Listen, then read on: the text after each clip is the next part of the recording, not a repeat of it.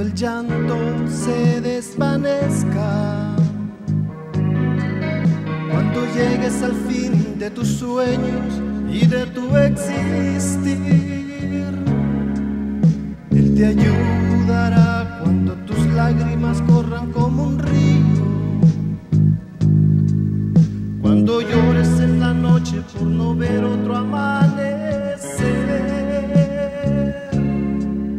Él te ayudará, Él te ayudará, te dará su amor. Si caído estás, te levantará y te abrazará. Y si débil estás, fuerzas te dará, Él no te dejará. Él te ayudará, no importa tu carga cual sea. Si supieras tú lo que Él sufrió, tienes que pasar las pruebas si tú quieres crecer. No dejes ver, creer en Él. Él va a estar allí cuando tú estés cayendo, no te dará la espalda cuando estés clamando. Te ayudará, te ayudará, te dará su amor. Si caído estás, te levantará y te abrazará. Y si débil estás, fuerzas te dará, Él no te dejará. No, no, Él te ayudará, no importa tu carga cual sea. Él te ayudará, Él te ayudará, te dará su amor. Si caído estás, te levantará y te abrazará. Y si débil estás, fuerzas te dará, Él no te dejará. No, no, Él te ayudará, no importa tu carga cual sea. Él te ayudará, no importa tu carga cual sea. No.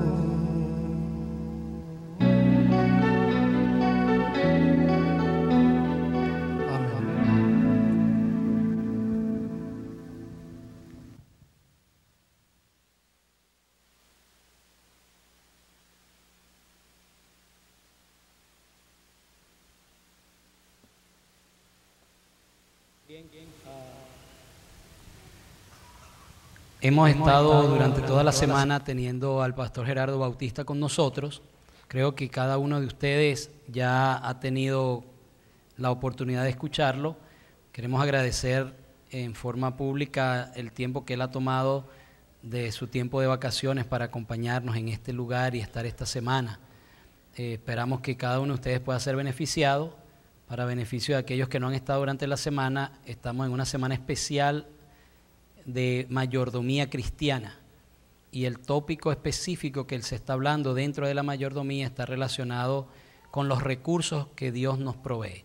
Vamos a escuchar al pastor Bautista una vez más en el tema de hoy, con el cual él nos trae la octava bendición según lo que nos ha estado hablando durante la semana. Vamos a estar atentos. Buenos días, feliz sábado para todos. ¿Cómo se sienten ustedes? Bien. Agradecemos a Dios que podamos estar aquí arribados hacia la octava bendición y poder compartir con ustedes el poder de la palabra de Dios. Nos alegra el hecho de que durante esta semana pues hayamos permitido que la palabra de Dios hable a nuestros corazones, y estamos seguros que la bendición será amplia. Agradezco sobremanera la altura de hospedaje que nos han dado. Estamos contentos por el cariño de cada uno de ustedes. Nos hemos sentido cómodos, y mi esposa y mi niño y yo hemos estado contentos con todo el aprecio que nos han brindado y las atenciones. Espero que lo que hemos venido a hacer aquí, bajo el título La bendición de dar, y las bendiciones que hemos querido ir entregando en cada uno de estos mensajes, queden en vuestros corazones y sea de beneficio espiritual por toda la eternidad. Así que es importante que seamos no solamente oidores de la palabra de Dios, sino también hacedores de su palabra. Y lo que hemos hecho durante esta semana es revisar el texto sagrado, revisar la inspiración y buscar cuál es la voluntad de Dios para nuestras vidas. Porque la voluntad de Dios tiene doble dirección. La primera dirección de la voluntad de Dios es bendecirnos a nosotros y darnos prosperidad. Dice la palabra de Dios que Dios desea que seamos prosperados en todas las cosas. Y la segunda dirección de esa voluntad divina es que al mismo tiempo nos hagamos colaborador con Él, nos hagamos la mano de Dios, la fuente de Dios, los canales de Dios, donde fluya a través de nosotros las bendiciones que Dios quiera que lleguen para el colectivo de su iglesia a fin de alcanzar a aquellos que necesitan ser salvos. Porque la salvación tiene también dos dimensiones. La salvación no solamente tiene que ver con la salvación suya, sino que usted se constituya en un canal de salvación para otros. El propósito de Dios es que el hombre sea el instrumento para salvar al hombre. Es decir, el ser humano es el instrumento que Dios ha escogido para salvar al ser humano. Y lo ha hecho bendiciéndonos a nosotros. Dios sabía que su obra necesitaría recursos. Y qué bueno que no eligió otro plan que el que ya eligió. Porque Él pudo visitar las tesorerías de sus misiones aquí y llevar allí los recursos que necesitaban. Pero prefirió bendecirnos a nosotros para que nosotros seamos el canal de la sustención y de la provisión de su obra. Así que durante esta semana hemos estado tratando eso y yo creo que el Dios del cielo tiene grandes bendiciones que darnos. Hay bendiciones especiales y yo quisiera que en esta entrega del cierre de esta jornada pues podamos estar atentos para entender lo que Dios quiere presentarnos. Hay un texto bíblico que se leyó hace un instante en el capítulo 50 de los Salmos, el versículo 14. Sacrifica a Dios alabanza y paga tus votos al Altísimo. Sacrifica a Dios, ¿qué cosa? Alabanza y paga tus votos al Altísimo. Dios y Padre, en esta hora queremos dar seguimiento al texto sagrado y queremos ser bendecidos en tu palabra. Queremos, oh Dios, antes de profundizar en el texto, asegurarnos de que tu Espíritu has de hablarnos. Enséñanos, oh Dios. Conviértenos para bendición. Llénanos de tu gracia. Perdona nuestros pecados. Límpianos de todo mal. Vacíanos de toda suficiencia propia. Y llénanos del poder de tu Santo Espíritu. En el nombre de Jesús. El Salmo 23 es posiblemente el salmo que más se conoce o que más ha sido memorizado también en la cristiandad.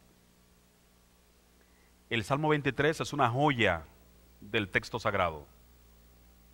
El Salmo 23 a más de uno ha dado gran inspiración.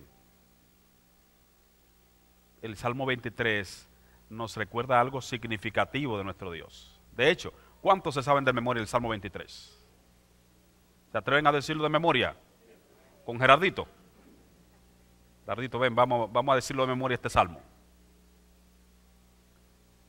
Yo quisiera que lo repitamos. Y que juntos recordemos, no voy a poner la letra, es porque ustedes se lo saben de memoria. Y él se lo sabe de memoria también. Así que con él comencemos y declamemos el Salmo 23. Jehová es mi pastor, nada me faltará. En lugares de delicados pastos me hará descansar. Junto a agua de reposo me pastoreará. Confortará mi alma. Me guiará por senda de justicia por amor a su nombre. Aunque ande en valle de sombra de muerte, No temeré mal alguno, porque tú estarás conmigo. Tu vara y tu callado me infundirán aliento. Aderezas mesa delante de mí, en presencia de mis angustiadores. Unges mi cabeza con aceite, mi copa está rebosando. Ciertamente el bien y la misericordia me seguirán todos los días de mi vida, y en la casa de Jehová moraré por largos días. Amén. ¿Verdad que es fácil el Salmo 23? Ese salmo es significativo. Dios desea que aprendamos cosas interesantes de este salmo. Nunca olvido que en una escuela a un grupo de niños la maestra le pidió que se aprendieran de memoria el Salmo 23. Así que todos hicieron esfuerzo para aprenderse el Salmo 23. Pero había un niño que se le hacía difícil memorizar esos 6 versículos. Y cada día hacía esfuerzo, cada día dedicaba tiempo y por más que se empeñaba, no lograba memorizar los 6 versículos. Así que cada día la maestra llamaba a alguien, a un grupo, y cada niño venía y decía de memoria el Salmo 23, excelente. Y él a cada instante, cada día se ponía, Señor, que no me llamen. Y al otro día hacía más esfuerzo porque se acercaba el momento en que podían llamarlo. Así que no podía, por alguna razón, memorizar este salmo. Pero llegó el día en que ya le tocó. Así que adelante, ven, te toca. Y el niño fue tembloroso delante. Y comenzó a decir, Jehová es mi pastor y no necesito más nada. Y se fue. Jehová es mi pastor y no necesito más nada. Eso es el Salmo 23. Este niño, y quizás nosotros no tengamos el verbo del salmista David, no tengamos esa retórica especial de saber darle decoraciones expresivas y argumentos repetitivos en la verba poética, pero él dijo el Salmo 23. Porque si Jehová es tu pastor, no necesitas más nada. Porque lo tienes a Él. Y la presencia de Dios en tu vida ya es una bendición. Es interesante que este salmo tiene figuras extraordinarias. Veamos alguna figura. Cuando el versículo 2 dice, en lugares de delicados pastos, solamente David podía escribir, con la experiencia de pastor, que era pastor de ovejas, estas figuras lindas que le daban una connotación de que la gente entendiera el cuidado amoroso, la protección y la provisión que Dios da para el ser humano. Cuando el salmista dice en lugares de delicados pastos, es importante que la investigación sobre cómo los pastores administraban sus ovejas delata de que un pastor se pasaba meses supervisando los lugares, el pasto donde iban las ovejas a alimentarse. No llevaba a ninguna manada de sus ovejas a alimentarse a un lugar que no hubiese él experimentado antes.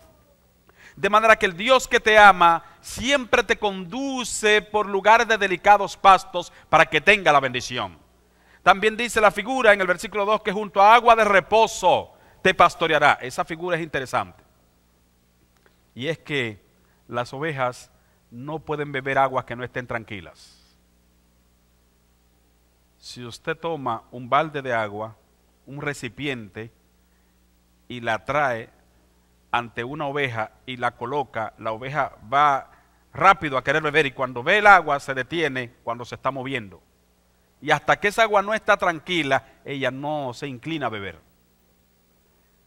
Porque necesita que las aguas estén en reposo para ser disfrutadas y bebidas. Y eso tiene una explicación biológica sencilla. Las ovejas tienen la nariz muy cerca de la boca, de manera que cuando ellas van a tomar agua, si las aguas se mueven, ellas sienten que se ahogan. El Dios del cielo, así como el pastor de ovejas es detallista y sabe lo que le puede preocupar, asustar y crear temor, dice que entonces nos pastorea a nosotros junto a agua de reposo. El Dios que te ama tiene una provisión y un cuidado especial sobre ti. Tu vara y tu callado me infundirán aliento. Jehová es tu pastor, nada te faltará, pero el pastor tiene una vara y un cayado. Y esa vara y el cayado, usted puede verla de la forma que la circunstancia le dé, pero siempre es una bendición. Las ovejas podían ver que con ella él le corregía, con esa vara, pero esa era la vara que lo cuidaba, que cuidaba a las ovejas, de no alejarse hacia donde habían fieras o de no deslizarse hacia algún abismo. Porque esa vara y ese cayado del pastor era el cuidado permanente de las ovejas. Había momentos difíciles. Y ustedes saben que la vara tiene una parte donde el pastor la agarra que es curva, ¿no?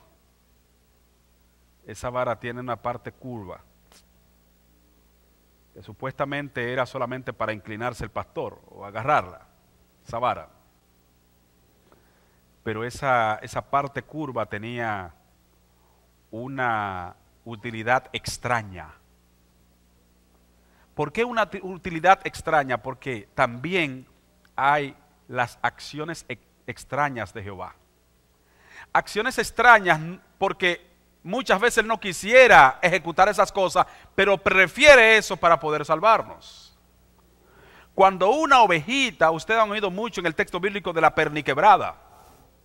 La perniquebrada no era siempre porque ella se quebraba una pierna ella en su forma traviesa de conducirse.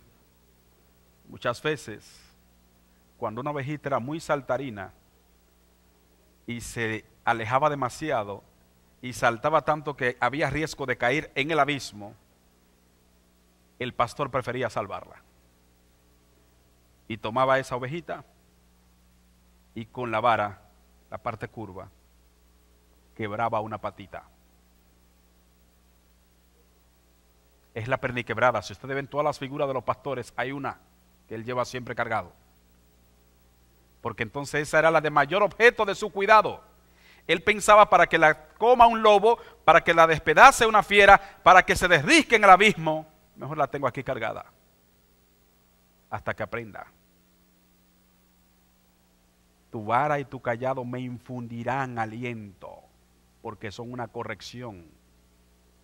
Ahora, como esta estaba lastimada, en el momento de descansar, del descanso, las demás ovejas de la manada la rodeaban para molestarla, cacharla, molestarle porque ella no podía defenderse. Es el momento donde entra la siguiente figura: adereza mesa delante de mí, en presencia de mis angustiadores. En el momento del descanso, el pastor colocaba una especie de tabla donde él se acostaba y se acostaba al lado de la perniquebrada. En un lado estaba él y en el otro lado estaba la vara y el cayado. Porque él sabía que esta que estaba herida, que no podía defenderse, iba a ser objeto de travesura de las demás. Así que entonces él se acostaba a un lado de ella y del otro lado ponía la vara y el cayado. Cuando las otras venían a molestarle, por un lado encontraban al pastor y cuando iba por el otro lado a ver si podían encontrar la vara y el cayado. Así que ella se quedaba tranquila: adereza mesa delante de mí en presencia de mis angustiadores. Qué cuidado tan maravilloso de un Dios de detalles, de un Dios de amor, expresa el Salmo 23. ¿Ha sido Jehová tu pastor? ¿Ha sido Jehová el pastor de tu vida? ¿Te has sentado a meditar cuántas bendiciones te ha dado ese pastor? ¿Cuánto cuidado? ¿Cuánto te ha protegido?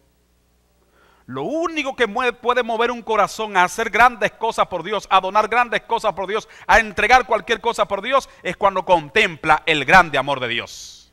Y mientras más contemplamos el grande amor de Dios, no tenemos otra alternativa que darle nuestro amor a Él, nuestra entrega. Lo mínimo que usted y yo debiéramos ser en base al amor de Dios es fiel en todo lo que Él pide. Cuando el apóstol dice el amor de Cristo nos constriñe, muchas personas no entendieron esa palabra, constreñir. Pero esa palabra lo que está diciendo que el amor de Cristo, lo que ya Cristo hizo por nosotros, nos impele, nos mueve, nos controla, nos gobierna. El amor de Cristo, en definitiva, no nos deja escapatoria más que amarle y servirle. Ese Salmo 23 tiene una figura extraordinaria, porque es importante que aprendamos que el Salmo 23 es la antesala de un salmo precioso también, que es el 24. Y atención, mucha atención. Siempre que usted vea un texto bíblico, es un detalle interesante en la Biblia, siempre que usted vea un texto bíblico que le está dando a usted ánimo, lo está piropeando, le está dando cosas, espérese que hay un compromiso más adelante. Salmo 23 muy bonito, pero no se quede en el 23 porque el 24 le dice lo que hay. Es el compromiso. Siempre que hay un texto interesante que muestra lo grande que Dios dice, que ese amor tan grande que Dios te ha dado te lleva a un compromiso tan grande que no te deje escapatoria. Siempre usted va a ver eso. Por ejemplo, cuando usted va a 1 de Pedro capítulo 2 verso 9, encuentra un texto tan lindo como este: mas vosotros sois linaje escogido, real sacerdocio, nación santa, pueblo adquirido por Dios. Cuando la iglesia lee esto se siente bien. ¡Wow! ¡Cuántas cosas somos! Cuando lee la primera parte de 1 de Pedro 2.9 se siente contenta porque ese texto está diciendo: mas vosotros sois linaje escogido, real sacerdocio, nación santa, pueblo adquirido por Dios. ¡Cuántas cosas lindas somos! ¿Cuántos dicen gloria a Dios por ello? Yo dije gloria a Dios. Sé que a los adventistas le tenemos miedo al gloria a Dios, pero glorificado sea el nombre de Dios. Mire cuántas cosas lindas somos. Pero el texto termina ahí. Termina ese texto ahí de 1 de Pedro 2.9. Aguante el compromiso. ¿Para qué somos todas esas cosas lindas? El texto termina diciendo: para que anunciéis las virtudes de aquel que os llamó de las tinieblas a su luz admirable. Y entonces lo justifica: vosotros que en otros tiempos no erais pueblo, pero que ahora sois pueblo. Vosotros que en otros tiempos no habíais alcanzado misericordia, pero ahora habéis alcanzado misericordia. Dios nos bendice, nos eleva, nos ha hecho tantas cosas para que ese amor tan grande nos mueva a contemplarle y a serle fiel. Por eso cuando usted lea el Salmo 23, no se detenga en él. Váyase al Salmo 24. Porque el Salmo 24 te dice por qué Jehová es tu pastor y no necesita más nada. Salmo 24 dice claramente que de Jehová es la tierra, su plenitud, el mundo y los que en él habitan. Entonces este salmo nos hace ver que hay un Dios que nos ha cuidado, dice el Salmo 23, que nos protege, que nos da bendición, que no permite que las necesidades nos lleven al abismo, sino que está pendiente. Y es tan fiel ese Dios que no permitirá que seamos probados más de lo que podamos soportar. Y es tan maravilloso ese Dios que no nos ha pagado conforme a nuestra iniquidad, sino que nos ha prolongado su misericordia. Y el Salmo 24, después de terminar ese lindo Salmo 23, comienza a decir algo interesante: de Jehová es la tierra, su plenitud, el mundo y los que en él habitan. Y si usted sigue leyendo el Salmo, le da argumento en el versículo 2 más adelante, dice: porque él la fundó sobre los mares y también la afirmó sobre los ríos. Este texto está diciendo que Dios es dueño de ¿cuánto? ¿De cuánto Dios es dueño? Dígalo sin miedo, que es dueño de todo. Y usted acaba de descubrir un gran axioma, algo que es lógico, obvio y axiomático. Si Dios es dueño de todo, usted y yo somos dueños de nada. Y es un principio que necesita aprender. Si Dios es dueño de todo, entonces nosotros necesitamos comprender que el único dueño es Dios y que nosotros somos únicamente administradores de la gracia celestial, de las bendiciones celestiales. Y que debemos administrar, dice el texto, como buenos administradores de la multiforme gracia de Dios. Y eso es una gran bendición. Ahora bien, ese salmo hace una pregunta interesante. El Salmo 24 hace una pregunta que Dios no esperó que nadie la respondiera, sino que él mismo dio la respuesta en el Salmo. El Salmo 24 pregunta: ¿quién subirá al monte de Jehová? ¿Y quién estará en su lugar santo? Yo pregunto, ¿cuántos quieren ir a las mansiones celestiales? Monte de Jehová es nuestra gran esperanza. Ir a la patria de Jehová. Pero la pregunta es, ¿quién subirá al monte de Jehová? ¿Y quién estará en su lugar santo? El mismo Salmo no le dejó respuesta que nadie se la inventara, sino la inspiración puso 4 características de los que van a subir al monte de Jehová y que estarán en su lugar santo. Y las 4 características son estas: el limpio de mano, el puro de corazón, el que no es vanidoso y el que no jura con engaño. 4 características. Queremos ir y morar en el monte de Jehová, a los lados del norte, en la ciudad del gran rey. 4 características. Asegúrese, hermanos, de que por la gracia del Espíritu Santo su vida está siendo trabajada en esas 4 características. Ser limpio de mano, que todo lo que haga tenga la aprobación del cielo por la honestidad, que sea puro de corazón, que en su corazón esté dispuesto a perdonar y a aceptar el perdón. Puro de corazón, que no permita que en ese espacio donde debe estar completamente lleno del Espíritu Santo, ese corazón habite ningún mal recuerdo ni ningún resentimiento. Es peligroso cuando un cristiano dice, yo no soporto a fulano. Fulano y yo no nos podemos comer un pan juntos. Bueno, lo único es que fulano piensa ir al cielo y usted también. Entonces vamos a ver. Él tiene que ser al mismo cielo, porque no va a haber 2 cielos. Entonces los 2 tienen que ser puros de corazón. Y si Dios me soporta a mí, yo debo soportar a todo el mundo. Y si Dios me amó a mí, yo debo amar a todo el mundo. Y debo tener pureza de corazón. La tercera característica es que no es vanidoso.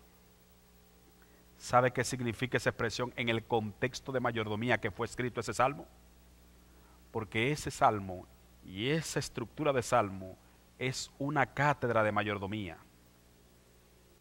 El que no es vanidoso es una persona que siempre se mantiene al nivel exaltando a Dios como dueño de su vida. El vanidoso no quiere dar ni siquiera crédito a Dios de lo que ha hecho, de lo que ha conseguido y de lo que tiene.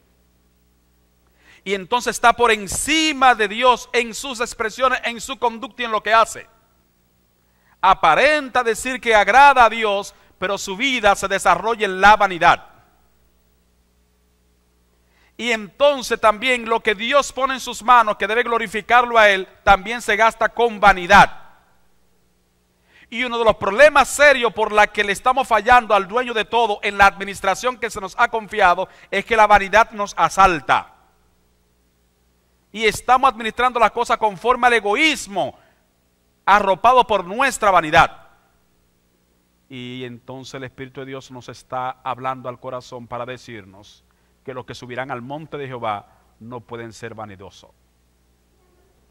No han elevado su alma a la vanidad. Y la cuarta característica es muy significativa. Los que suben al monte de Jehová no juran con engaño, no mienten, no falsean,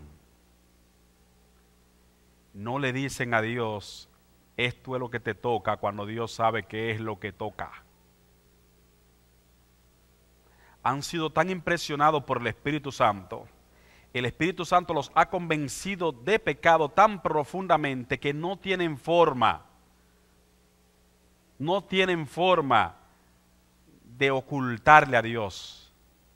No tienen forma de decirle a Dios, no, mira, ahora es esto, porque esto no puede ser. No juran con engaño. Tiene un significado extraordinario.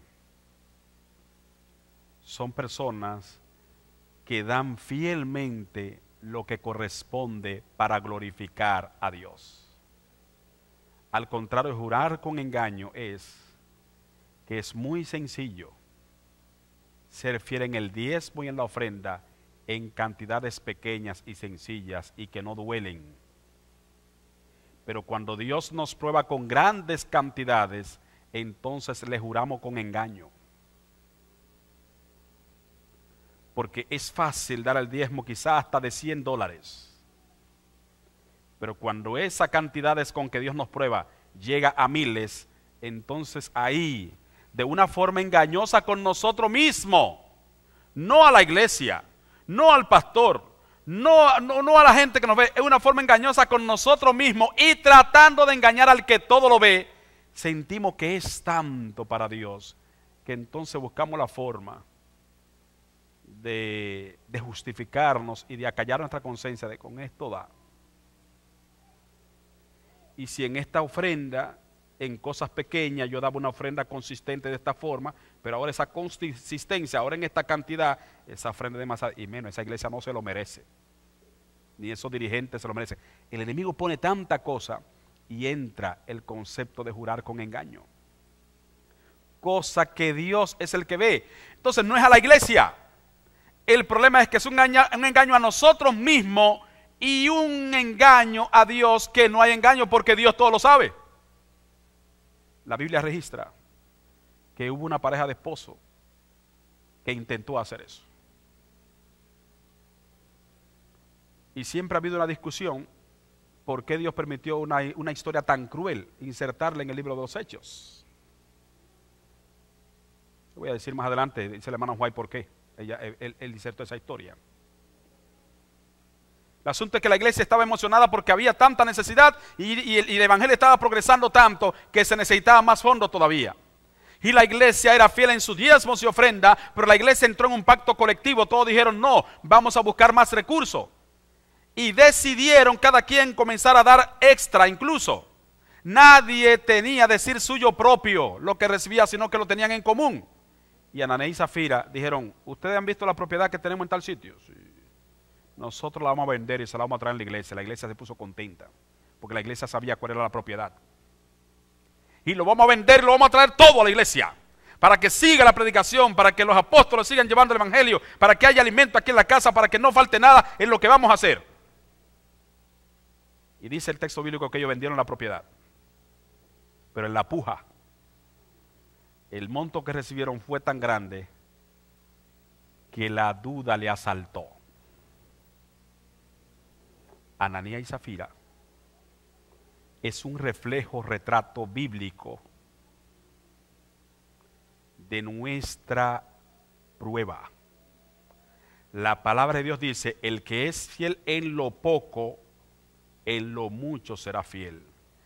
De manera que asegúrese de que en eso poco usted está siendo fiel. Hay gente que dice, si el Señor me diera $1.000.000, le diera a esta iglesia. No es eso. Es con los $10 que te está dando, con los 20, con los 100, con eso es que tiene que demostrarle que te puede dar el $1.000.000. Si en eso poquito no le está demostrando fidelidad, Dios dice, lo pierdo. Tengo que mantenerlo ahí, en lo poquito.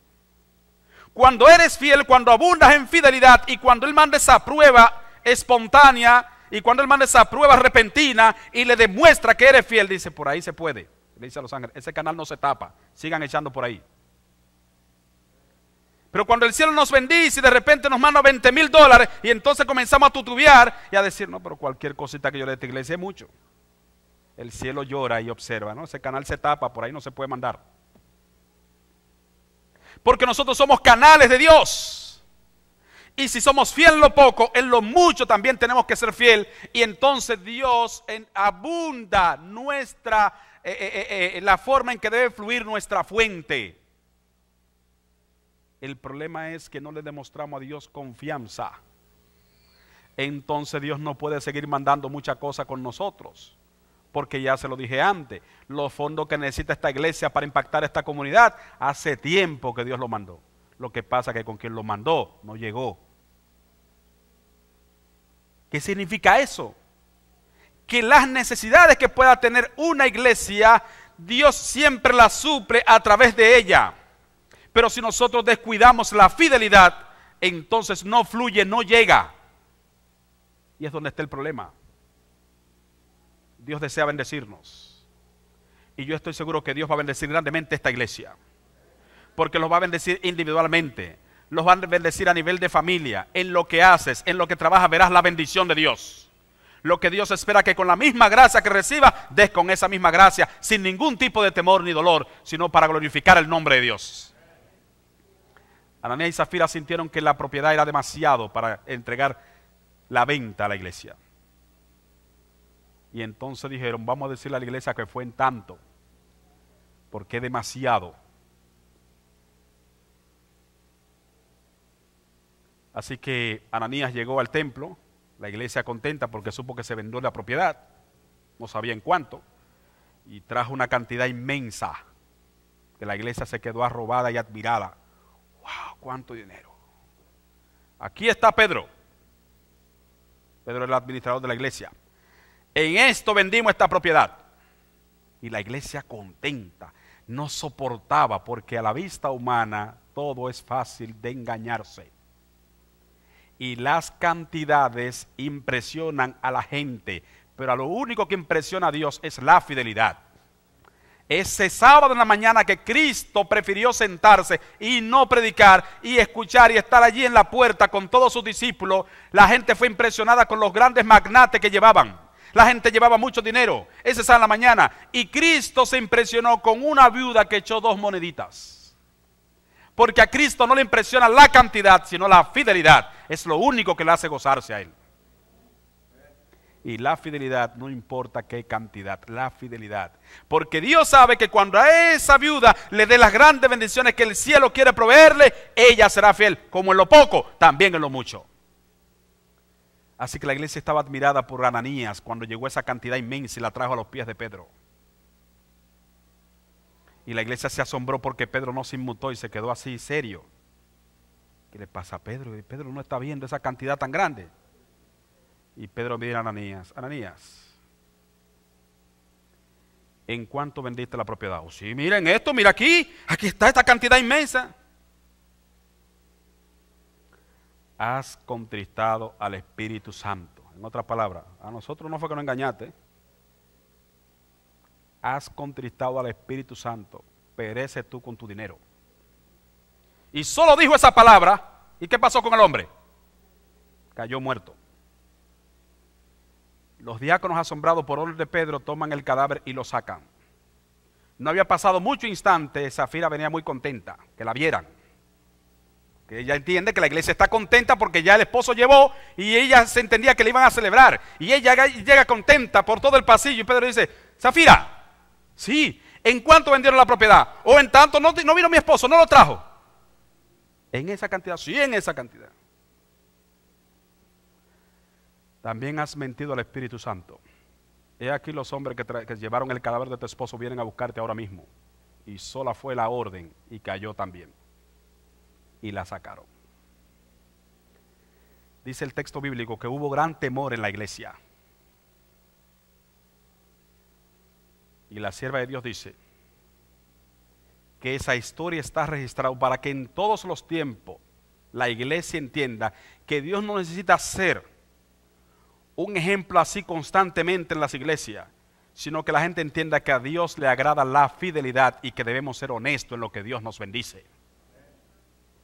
Mel Rees, un autor famoso de mayordomía en la iglesia, dice que si el Señor hiciera en los tiempos lo mismo que hizo con Ananías y Zafira en las iglesias de hoy, cada iglesia tenía que tener adicionar una morgue detrás. Y eso duele saberlo. Pero el testigo fiel que está en su palabra, lo que está hablando a nuestros corazones. Para que cualquier persona que sienta que ha fallado a Dios pueda decir, Señor, perdóname y yo te seré fiel en todas las cosas. Para que entendamos que Dios nos está probando en cosas pequeñas. La palabra de Dios dice claramente, si en las riquezas injustas no fuiste fiel, ¿quién te confiará lo verdadero? Lo verdadero es la patria celestial. Lo verdadero es la riqueza en el cielo. Aquí necesitamos ser fieles en cosas injustas, en cosas que hoy son y mañana no serán, porque no importa qué linda sea tu casa, no importa cuán lujoso sea tu vehículo, no importa cuántos dígitos tenga tu cuenta, todo eso se va a quemar. Y lo único que podrás atesorar por la eternidad es la fidelidad a Dios, lo que depositaste en el cielo. Y en el cielo no se depositan cantidades, en el cielo se depositan fidelidades.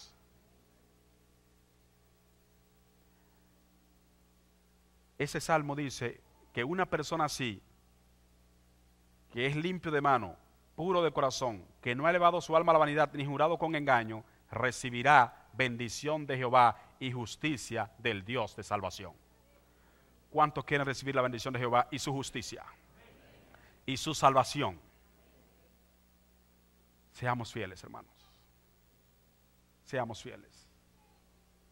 Tengamos pendiente que el diezmo y la ofrenda son sagrados, y la inspiración lo dice, que nadie cuando se ve en dificultades tome el dinero consagrado a propósito religioso y lo use en beneficio propio, calmando su conciencia al decir que lo devolverá en un momento futuro. Es mucho mejor que corte sus entradas, sus gastos, para que correspondan con sus entradas, que restrinja sus necesidades y viva con lo que gana, que usar el dinero del Señor con propósitos seculares.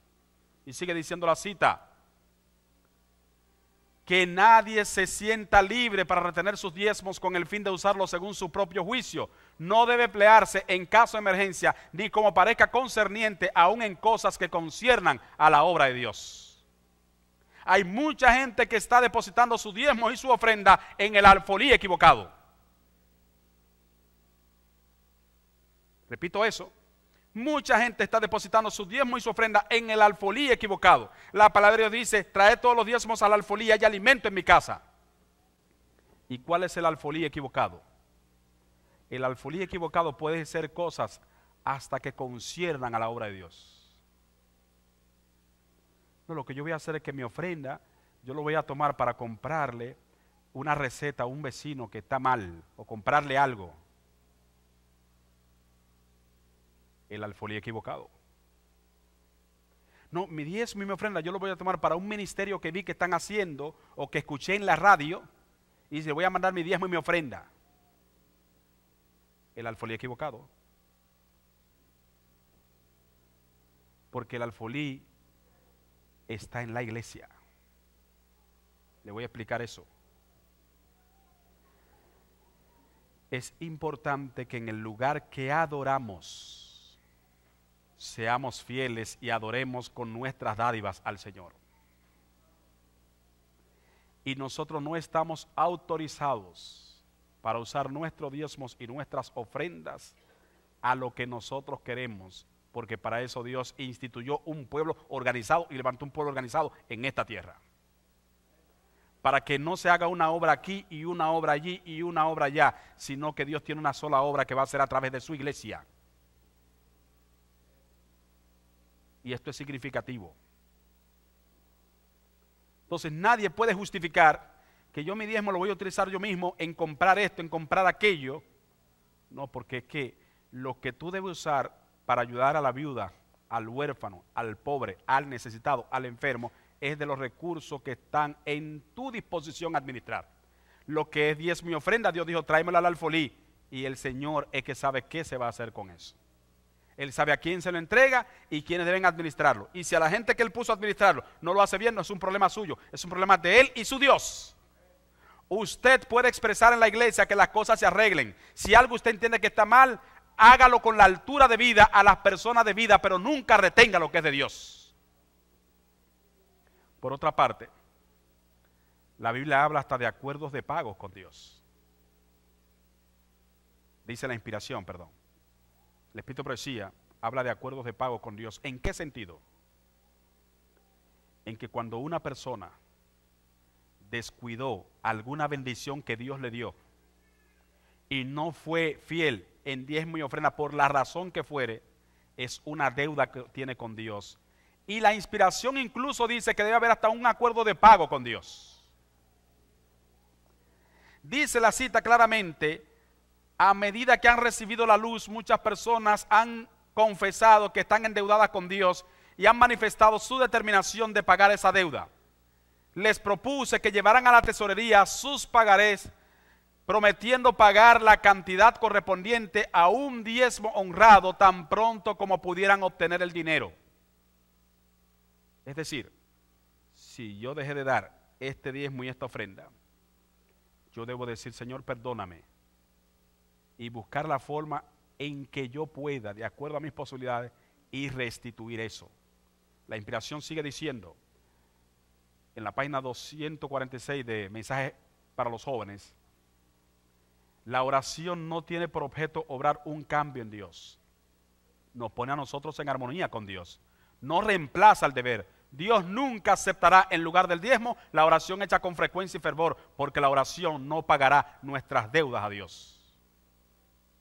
Lo hemos explicado. Cuando usted se robó algo y pide perdón a Dios, Dios lo perdona, ¿sí o no? Pero lo que se robó, ¿qué va a hacer usted con eso? Tiene que devolvérselo al vecino, a quien lo tomó.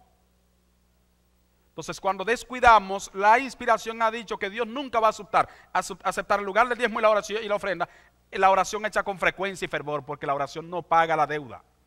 La oración nos pone en armonía con Dios. Y la armonía con Dios significa ser fiel en lo que sabemos y restituir en lo que fallamos. Quiero decir que lo que Dios desea que nosotros hagamos es que le seamos fiel en lo más íntimo de nuestro ser. Y Dios dejó en la Biblia, desde los primeros capítulos de la Biblia en el Génesis, dejó un ejemplo marcado de que Él nunca va a aceptar otra cosa que no sea la fidelidad y la expresa obediencia a su voluntad. Escuche eso, Dios nunca va a aceptar otra cosa que no sea la fidelidad y la expresa obediencia a su voluntad. Usted no puede modificar el plan de Dios. Usted no puede hacer como a usted le parece.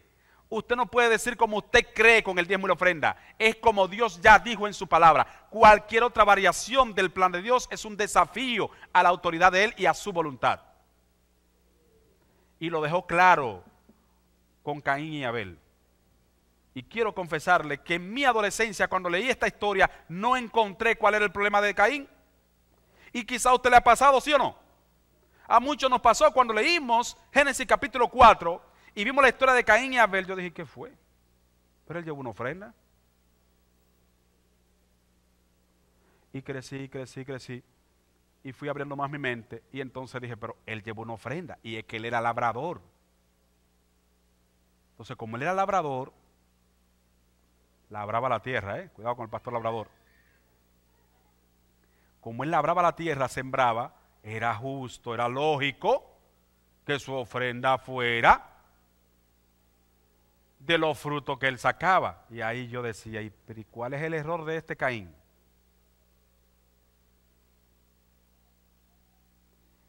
Pero a medida que usted va conociendo a Dios, como es su privilegio conocerle, va a aprender algo que vimos esta semana, que el pecado no está en la cosa misma, sino en lo que implica esa acción. El pecado no estaba en hacer un censo, ¿recuerdan con David? El pecado estaba en la intención de ese censo. El pecado de Caín no estaba en que él llevó fruta. El pecado de Caín estaba en que Dios dijo un cordero. ¿Estamos claros? Dios fue explícito en la forma que quería. Abel siguió las instrucciones. Caín varió las instrucciones. Y por eso Dios no aceptó con agrado la ofrenda de Caín, mas se gozó en la ofrenda de Abel. Porque Dios no acepta menos que la fidelidad explícita a las instrucciones de su voluntad. Y la voluntad de Dios ya está en su palabra. Si usted anda buscando ministerio, anda buscando gente que usted cree que están haciendo la voluntad de Dios, porque tenemos un conflicto en la mente.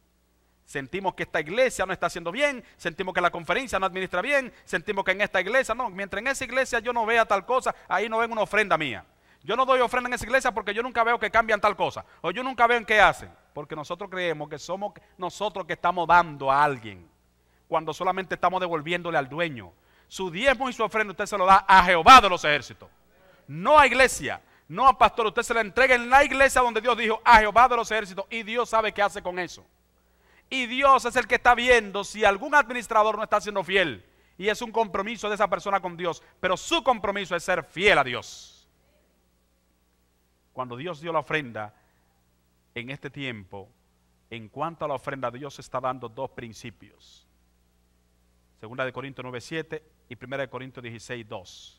El primer principio, dar como propuso en su corazón, tiene que ser una ofrenda de pacto. Y el segundo principio, debe dar según Dios te haya prosperado. Son dos principios. Tiene que ser un pacto con tu Dios y tiene que ser conforme Dios te haya prosperado. Y hay bendiciones cuando la iglesia hace un pacto con Dios. ¿Qué significa hacer un pacto con Dios? Significa que mi ofrenda no puede ser manipulada por mis intenciones egoístas. La ofrenda tiene que ser una forma sistemática de mi relación con Dios, un pacto con Él. ¿Qué bendiciones tiene la iglesia al hacer un pacto con Dios? Ayuda al miembro de iglesia a practicar la benevolencia sistemática. Ayuda al miembro de iglesia a organizar las finanzas de la familia. Ayuda al miembro de iglesia a vencer el hábito de dar por impulso. Porque ya no estoy dando porque me pareció que hoy voy a dar esto, o me agarró de sorpresa el diácono con el platillo y ahora hay que echar algo. Y entonces esa dadivosidad no tiene razonamiento de adoración, sino de un impulso. Por eso estamos animando a que usted tenga sobre de diezmo en su casa y que planifique lo que va recibiendo y lo va echando allí, y que temprano, antes de venir a la iglesia, venga con su sobre listo, porque debe ser una bendición. Además también sostiene todo el programa de la iglesia, ese sistema de dar por pacto, y es lo que se está animando esta iglesia. Una de las cosas que a veces dar para cosa es el conflicto egoísta en el corazón en el que entramos. Por eso, este sobre, hay un sobre diezmo que ustedes tienen, que se está esperando que en vez de estar recogiendo ofrenda cada día de culto y en cada momento, haya un sobre donde pongamos toda nuestra ofrenda. Si tengo un pacto de inversión por algo que estoy haciendo de inversión con el Señor, si quiero dar una ofrenda de cumpleaños, mi ofrenda de pacto con Dios, todo eso es ofrenda y va a un sitio que se llama presupuesto de iglesia. La idea es que la forma de dar sea tan simple que no estemos dando para cosas, sino dando para Dios. Y que la administración de la iglesia, su junta, en voto también llevado al pleno de la iglesia, se diga cómo debe distribuirse ese presupuesto. Para que el visitante cuando llegue aquí no esté viendo, pero ¿y dónde que voy a poner? Porque yo lo que quiero es dar, pero el visitante no sabe eso, de que escuela sabática y que campamento, ellos no saben de eso. El visitante lo que quiere es dar ofrenda. Y nosotros necesitamos también dar ofrenda. ¿A quién? A Dios. ¿Para qué? Dios sabe. Entonces Dios dirige a una iglesia que tiene una junta que estudia las necesidades y la distribución de esa iglesia, lo consulta con la iglesia y entonces así se hace, y usted solamente da su diezmo y su ofrenda para honrar a Dios. Repito, Israel no llevaba la ofrenda y le decía al sacerdote, mira, esto es para los panes de la proposición, esto es para las velas que van ahí en los calendarios. No, no decía eso. Ellos solamente daban ofrenda. Y el sistema de administración levita era el que decía cómo iba esa distribución. Entonces es significativo que nosotros demos diezmo y ofrenda. Y allí está el lugar donde dice presupuesto de iglesia, que es mi ofrenda. Y entonces la iglesia hizo un presupuesto donde dijo tanto por ciento para esto, tanto por ciento para esto, y para toda la necesidad de la iglesia. Y así se sostiene todo el programa de la iglesia. Pero cuando el hermano comienza a distribuir, yo quiero dar mi ofrenda, pero quiero que sea para esto, entra un conflicto egoísta bien peligroso que raya en la perdición. Lo voy a repetir con toda autoridad bíblica. Cuando el hermano comienza a dar para cosas, entra en un conflicto peligroso que raya en el egoísmo que lo hace perderse. Porque cuando la ofrenda que es mi agrado a Dios, yo comienzo a decir, no, a jóvenes no lo voy a dar porque no me gusta cómo se hacen los programas. En Dorca nunca he visto que han dado una funda aquí, no va. A este sí, porque esta es amiga mía la que dirige este departamento. ¿Conflicto egoísta, sí o no? Y eso no agrada a Dios. Dios enseñó al pueblo a dar diezmos y ofrenda. A veces, como en la iglesia apostólica, había una necesidad específica y se decía, necesitamos mandar una ofrenda para el Asia en tal proyecto de predicación, y la iglesia definía cómo se hacía una ofrenda especial, pero eso nunca laceraba eso, el sistema normal de diezmar y ofrendar. La gente era fiel en su diezmo y ofrenda, y también de las grandes bendiciones contribuía a la causa de Dios. Pero es importante que aprendamos a hacer que Dios sea glorificado en nuestra forma de la dadivosidad. Damos diezmos y ofrendas para Dios, y después como administración de iglesia y en voto pleno de toda la iglesia aprueban cómo va a distribuirse eso, pero es la forma en que Dios desea que las cosas se hagan. Otra bendición es que obtenemos la experiencia de dar como un acto de adoración y culto. Porque no estamos simplemente llevando una donación para una cosa, estamos llevando nuestra gratitud a Dios, adorándole en el culto de adoración. Y también nos ayuda a ser fiel a Dios y prepararnos mejor para el reino de los cielos. Quiero concluir diciendo que necesitamos hacer un pacto con nuestro Dios. Pero ese pacto tiene que estar basado en la Biblia y en lo que nos hemos constituido en administradores de la causa de Dios. Quiero recordarle, para finalizar, que el Salmo 50, como dijimos, es una profecía de la venida de Cristo. Y que lo primero que dice el Salmo 50 en el versículo 23 es que nuestro Dios vendrá y no callará, fuego consumirá delante de él y tempestad poderosa rodeará. Y dice que convocará a los cielos de arriba y a la tierra para juzgar a su pueblo. Y hay una orden que Dios da desde las alturas cuando viene con millones y millones de ángeles. Dice el versículo 5 que la orden que Dios le da a los ángeles es: juntadme mis santos, los que hicieron conmigo pacto con sacrificio. Los santos de Dios que hicieron con el pacto con sacrificio, unos estarán esperando en el sueño del sepulcro, y otros estaremos en pie diciendo: aquí nuestro Dios, a quien hemos esperado y viene para salvarnos. Y la orden de Cristo: juntadme mis santos, une a los santos redimidos y resucitados y a los que estemos en pie, y nos unimos al gran coro celestial a morar con Cristo por toda la eternidad. Pero Cristo no dejó ningún tipo de duda de quiénes son sus santos. Juntadme mis santos, los que hicieron conmigo pacto con sacrificio. ¿Qué significa un pacto con sacrificio? Que para usted ser fiel a Dios tuvo que sacrificar muchas cosas en este mundo, ¿sí o no? Cosas que a usted le gustaban, cosas que usted hacía que no estaban conforme a la voluntad de Dios, usted sacrificó eso. Pero llegó un tiempo en su madurez cristiana que usted no ve nada de eso como un sacrificio, sino que usted se deleita y se agrada en adorar a Jehová de los ejércitos. Pacto con sacrificio significa que a veces en nuestra finanza no está muy buena, la finanza no anda muy bien, pero necesitamos ser fiel a Dios por encima de eso. Y si eso requiere un sacrificio, sacrifiquemos para que el nombre de Dios sea glorificado. Por eso el versículo 14 dice: sacrifica a Dios alabanza y paga tus votos al Altísimo. ¿Cuáles son tus votos? El Dios que te llamó como administrador para que le devuelva la 10ª parte que a él le corresponde. El Dios que te llamó para que adicional a eso des una ofrenda como te lo proponga en el corazón y conforme él te haya prosperado. Ese voto al Altísimo es la grande bendición con la que has pactado con Jehová, y Dios espera que tú y yo seamos fieles en eso. El versículo 23 termina diciendo: el que sacrifica alabanza me honrará, y al que ordenare sus caminos le mostraré la salvación de Dios. ¿Cuántos quieren ordenar sus caminos? Aunque el mundo no quiera creerlo, Cristo viene por segunda vez.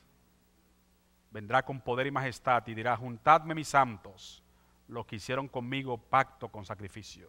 Aquellos que entrarán por las puertas de la ciudad, aquellos que perdieron sus hijos a destiempo, Dios se los devolverá en sus brazos. Aquellos que se gozarán en la salvación. Juntadme mis santos, los que hicieron conmigo pacto con sacrificio. Yo quiero finalizar en esta ocasión con una oración especial, pero quiero hacer un llamado especial. Yo quiero hacer un llamado especial. Muchos de ustedes me consta que conocen esto de tiempo en la iglesia y han diezmado y ofrendado a través de un pacto. No solamente un diezmo, sino que tienen un pacto con Dios. Pero una gran cantidad no ha hecho este pacto. Y entonces el Dios del cielo quiere dar una bendición especial en nuestra vida esta semana. Y es que desde ahora decidamos a dar ofrenda como a Dios le agrada.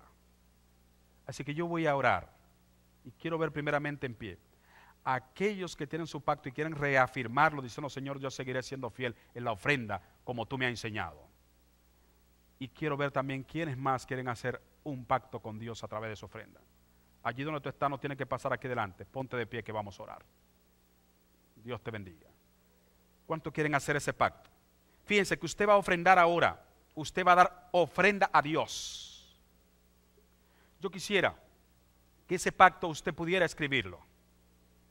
Yo quisiera, hemos preparado un marcabiblia de esta manera, donde usted tiene allí, donde dice: entendiendo y comprendiendo los principios fundamentales de la Biblia, he decidido dar a Dios diezmos y ofrendas fieles. Así que aparte de mi diezmo, mi ofrenda será el tanto por ciento. Yo le expliqué a ustedes que el por ciento, ahí es que entra la voluntad suya. Siempre se ha animado a que el por ciento sea por lo menos un 10, pero ahí entra su voluntad. Yo tengo más de 30 años dando un 10% de ofrenda igual. 10% diezmo, 10% de ofrenda. No he sido más pobre. Dios me ha bendecido. Y yo vengo posiblemente del barrio más pobre de Gualey. Y Dios me hizo profesional de la computación por ese principio. Y trabajé 13 años en computación. Y Dios me bendijo. Y entonces la pregunta de algunos allá: ¿y por qué no seguiste el ritmo que llevaba? Porque Dios me llamó a ser un ministro para su causa. Y me dijo: déjalo todo, yo soy tu heredad, yo te sostendré hasta el fin. Así que aunque no tengo el salario que tengo cuando era director del instituto más grande de computación de mi país, aunque no puedo cambiar el carro cada año como ellos me dijeron que podía hacerlo siendo el director de esa gran institución, pero me gozo en el Señor enseñando y salvando almas para su gloria. Lo que quiero enfatizarte es que yo vengo del barrio de Gualey, y el que ha ido a Santo Domingo sabe lo que significa Gualey. Es el Nazaret de la época, a Cristo. Por eso no me da vergüenza decirlo. No me da vergüenza decirlo, porque de Cristo se decía muchas cosas. Tanto así que dijeron: mira, ese hombre enseña, sana, y dijeron: ¿y de dónde es? De Nazaret. Y de Nazaret puede salir algo bueno. Y no querían seguir que le dijeran hablar nada. Entonces yo nací en Gualey. Pero no es si es bueno lo que sale de Gualey, es la bondad que Dios deposita en lo que se entrega en él. Y yo conocí este principio teniendo 13 años de edad. E hice mi pacto así como ustedes lo van a hacer. Y el pacto que decidí, me fui lejos y dije: no, 10. Y más de 30 años tengo para Dios servirle en ese sentido. ¿Me quitó menos? ¿Me quitó Dios? ¿Me hizo más pobre? No. Las abundantes glorias de Dios son extraordinarias. Yo quisiera que los diáconos entreguen a cada hermano que está en pie este recuerdo con que usted se va a quedar. Y si usted no tiene un lapicero, dígale al diácono que le preste alguno y léalo allí mientras suena el himno tema. Mientras este himno tema suena un poco silencioso, ahí están los encargados de audiovisuales. Los de audiovisuales nos pueden poner el himno tema y lo pueden poner suave.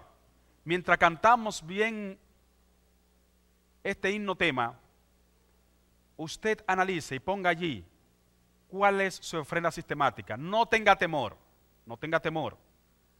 hágalo y se acordará de mí mientras vida tenga. Me encontré con una hermana que tiene más de 50 años en la iglesia, en uno de los pueblos que prediqué.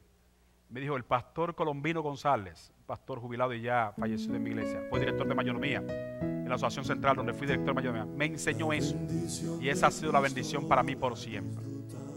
Cuando usted entre en un pacto con Dios, usted va a ver la maravilla de Dios. Desafía a Dios. ¿Cuánto dar de ofrenda? Ahí es que entra su voluntad. el diezmo y la ofrenda tienen la misma obligatoriedad. Tanto hay que dar el diezmo como la ofrenda. En el diezmo Dios dijo ¿cuánto? Dios dijo son el 10%, ni más ni menos. En la ofrenda Dios lo dejó a tu voluntad, y por eso es que se llama ofrenda voluntaria.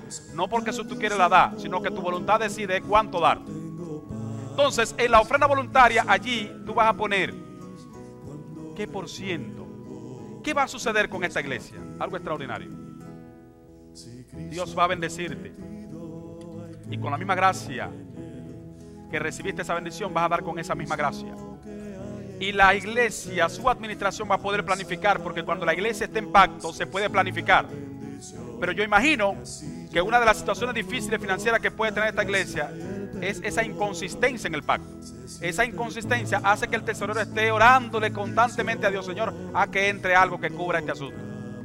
Porque cuando el tesorero, me imagino, ve la cantidad de compromiso que hay, está tratando de ver cómo eso llega. Pero si la gente está en pacto, el tesorero puede planificar, puede decirle a la junta: en eso no se puede meter, en esto sí, esto sí puede ser. Y entonces la iglesia va desarrollándose. Y no hay una cosa que le dé más gozo a un miembro de iglesia que ver su iglesia prosperada para gloria de Dios. Porque si a usted le da gozo amueblar bien su casa, si a usted le da gozo cambiar ese vehículo que está en su legítimo deber y Dios se goza en eso, tiene que darle más gozo de que la casa de Dios esté bien atendida. Tiene que darle más gozo ver la causa de Dios avanzar. Dios quiere bendecirnos en esta hora. ¿A todos se le dio un papelito de esto? Asegúrese de que cada uno tenga su papelito. Pero cada quien va a decidir qué por ciento va a dar de ofrenda. Y es una decisión suya. Si usted quiere entregarle ese papelito al tesorero: mire, para yo sentirme más comprometido, mire, aquí está, tesorero, este es mi pacto con Dios. Usted lo puede hacer, pero no es obligatorio. Lo que queremos es que usted lo tenga y vaya tranquilo a su casa, y cuando postremos diga: Señor, yo voy a hacer esto por la fe, porque sé que tú mereces esto y más. Y una vez hecho este pacto, ese pacto, si lo va a modificar, modifíquelo para abundar en generosidad. Pero nunca le falte la fe. Puede haber cualquier situación financiera, nunca le falte la fe, mantenga eso, y usted va a ver a Dios obrando grandemente. Y aunque pase por pruebas, sea fiel a Dios. La experiencia mía con los trabajos en computación fueron extraordinarias. El Señor se gozó, y me gocé bastante ver a Dios obrando en mi vida. Cuando había problemas con el sábado, en ese centro de cómputo que no querían aceptarme por el sábado, Dios decía: yo honro a los que me honran. Y cuando en una noche llorando, cuando me rechazó una de las empresas más lucrativas en asuntos financieros, en centro de cómputo, dije: Señor, yo soy un siervo tuyo. Dice: no te preocupes, sé fiel hasta la muerte y yo te daré la corona de la vida. Así que me animé siendo fiel a Dios, y oí la voz de Dios que me dijo: desde ahora en adelante nunca saldrás a buscar trabajo. Todos los trabajos llegarán a tu oficina, a tu casa, a tu puerta. Y para gloria de Dios quiero decirle que desde ese tiempo, todos los trabajos que tuve, las empresas que asesoré, nunca fui a buscarlo. Iban a mi oficina a decirle: ¿cuánto le pagan a usted aquí? Pues mire, necesitamos hacer un sistema de inventario para una empresa. Nosotros pagamos más que eso. Todos los trabajos, para gloria de Dios, que conseguí, me fueron a buscar a mi oficina. Tanto así que hasta el ministerio pastoral fue a mi casa que me lo fueron a decir: en la asociación hay una necesidad de pastor, se necesita un pastor en Cambita, y tú das mucha campaña y eres primer anciano, y la iglesia y la asociación ve que tú puedes, te está pidiendo que seas pastor, que te van a cubrir los créditos que te faltan para hacer licenciado en teología con tu carrera, y te van a enviar. ¿Estás dispuesto a dejarlo todo? Y hace tiempo que Dios viene hablando conmigo, y desde ese tiempo decidí servir al Señor. Y Dios no me ha faltado, porque la promesa de Él fue: déjalo todo, yo soy tu heredad. Es decir, no te preocupes por aquellos planes financieros que tú tenías y las cosas que tú pensabas alcanzar, y no te preocupes, déjalo todo, que yo es que soy tu heredad, y yo te sostendré hasta el fin. Así que si algo tengo necesidad, está en la mano de Él. De lo que tengo necesidad, está en sus manos. No estoy preocupado por eso, porque la heredad mía es Jehová de los ejércitos. Y lo que Él entienda que yo deba tener y deba mejorar en esta vida, a su tiempo Él lo va a dar. Porque yo debo mover a ser bendecidos a aquellos que el ministerio que Dios le ha entregado como ustedes es que avancen en su vida, sostengan bien su familia y glorifiquen a Dios con su diezmo y su ofrenda. Lo mío no es atesorar, lo mío es estar conectado con Él y predicar. ¿Dónde sale eso? El Señor es que sabe. y no me preocupa. Nada sé sobre el futuro. Desconozco lo que habrá, mas un solo amigo tengo que mis manos sostendrá. Hazlo por fe. ¿Todos tienen este? Si tienes un lapicero, pon ahí la cantidad que quieres. Dile, Señor, yo te voy a desafiar. Porque tú me lo dices. Trae todos los diezmos al alfolí y ahí alimente mi casa. Y pruébenme en esto ahora, dice Jehová de los ejércitos. A ver si no abro la ventana de los cielos y derramo sobre ustedes bendiciones hasta que sobreabunde. Pruebe a Dios y verá la gloria de Dios. Así que allí está. Asegúrate poner qué por ciento será tu ofrenda. Aparte de tu 10% de diezmo íntegro, como Dios te lo pide como dueño de todo, dile en cuánto vas a glorificarle con la ofrenda voluntaria. Que tu voluntad sea 1%, que te sientas que glorifica a Dios. Ponlo conforme a tu fe, porque ahí entra solamente tu voluntad. Y eso lo has de ejecutar y verás la mano de Dios.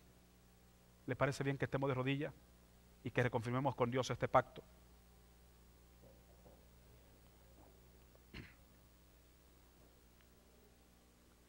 Dios y Padre Celestial, gracias porque nos ha permitido compartir con esta iglesia estos principios maravillosos. Aquí estamos de rodillas ante ti.